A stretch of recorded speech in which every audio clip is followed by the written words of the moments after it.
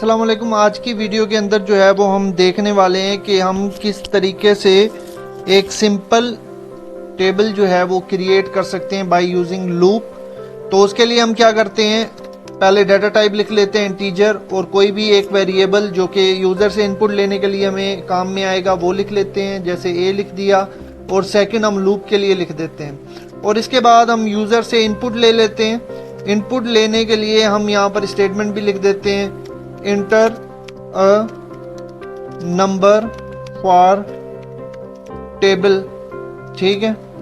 और इसके बाद इसको कर देते हैं क्लोज, और इनपुट फंक्शन हम इस्तेमाल कर लेते हैं scanf, और यहाँ पर फॉर्मेट स्पेसिफायर दे देते हैं डी, और यहाँ पर ए वेरिएबल जो हमने ऊपर डिक्लेयर किया था वो दे देते हैं। इसके बाद क्या करते हैं, हम फॉर लूप लगाते हैं, आई की वैल्यू इक्वल करते हैं 1 के, क्योंकि हमारा टेबल जो है वो जनरली 1 से स्टार्ट होता है 10 तक जाके ख़त्म होता है। जो भी हमारा टेबल होता है वो हम नॉर्मली 1 से 10 तक ही लेके जाते हैं। तो उसके बाद आई की वैल्यू लेस देन इक्वल होनी चाहिए 10 के, यानी कि 10 से अबव टेबल ना जाए, 10 तक ही जाए।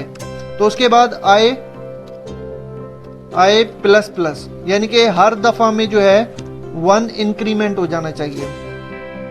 अब जैसे हम अगर एग्जांपल लें तो हम कैसे लिखते हैं टेबल, 2 मल्टीप्लाई बाय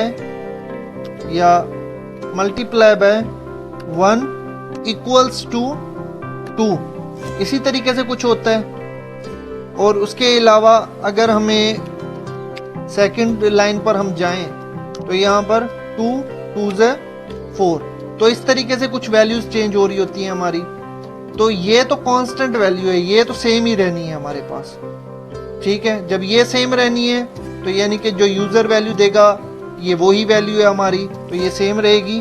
तो इसके लिए हम क्या करते हैं, प्रिंट एफ करने के बाद यहाँ पर हम फॉर्मेट स्पेसिफायर डी का इस्तेमाल करते हैं, और इसके बाद हम क्या करते हैं, कॉमा देने के बाद ये वैल्यू हमारी इधर लिख देते हैं ए, ठीक है। अब इसके बाद और क्या था हमारे पास, मल्टीप्लाई, तो हम मल्टीप्लाई की निशानी लगा देते हैं, मल्टीप्लाई, ठीक है।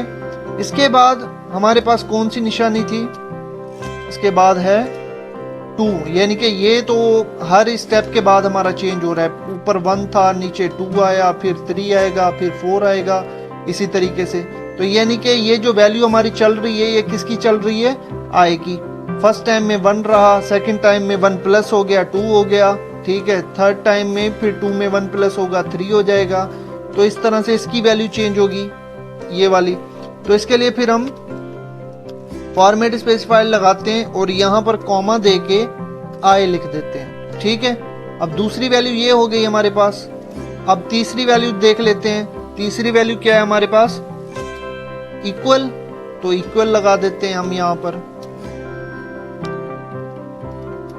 इक्वल लगाने के बाद यहाँ पर हमारे पास ये वैल्यू जो है वो इन दोनों के मुताबिक चेंज हो रही है, ठीक है। तो यहाँ पर हम देख लेते हैं कि यहाँ पर हमें क्या वैल्यू लगानी पड़ेगी। यहाँ पर हमें कॉमा देंगे सबसे पहले, ठीक है। कॉमा देने के बाद हम जो है आई मल्टीप्लाई बाय ए ये लिख देंगे। ये लिखने के बाद फॉर्मेट स्पेसिफायर डी का इस्तेमाल करके यहाँ पर इसको शो करवा देंगे। तो इस तरीके से हमारा जो टेबल है वो क्रिएट हो जाएगा। तो इसको कंपाइल करके देख लेते हैं एक दफा। तो ये कह रहा है इंटर नंबर फॉर टेबल, मैं कहता हूं जी 2 का टेबल। सॉरी, यहां पर हमने गलती की थी, एंड नहीं लगाया, तो एंड अब लगा देते हैं। दोबारा कंपाइल कर लेते हैं, 2 का टेबल। तो यहां पर हमारे पास 2 का टेबल आ गया, लेकिन यहां पर चेंजेस क्या करनी है, /n।